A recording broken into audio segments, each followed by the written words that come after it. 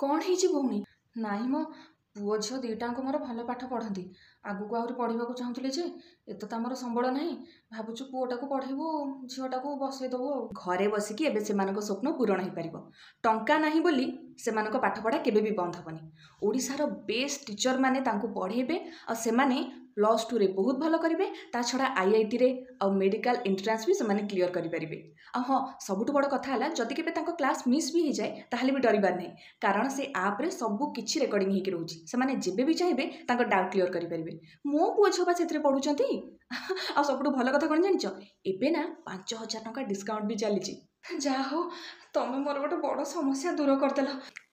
ହଁ ଆଜ୍ଞା, SRP classes କୁହେ ଧନୀ ହଉ କିମ୍ବା ଗରିବ, ଶିକ୍ଷା ସମସ୍ତଙ୍କୁ ମିଳିବ। ମୁଁ ଲିଙ୍କ୍ ଦେଇଦେଇଛି, ଆପଣମାନେ ଜଲ୍ଦି ଯାଆନ୍ତୁ ପ୍ଲେ ଷ୍ଟୋରରୁ SRP କ୍ଲାସେସ୍ ଡାଉନଲୋଡ଼୍ କରନ୍ତୁ ଆଉ ଏବେ ହିଁ ପଢ଼ିବା ଷ୍ଟାର୍ଟ କରନ୍ତୁ।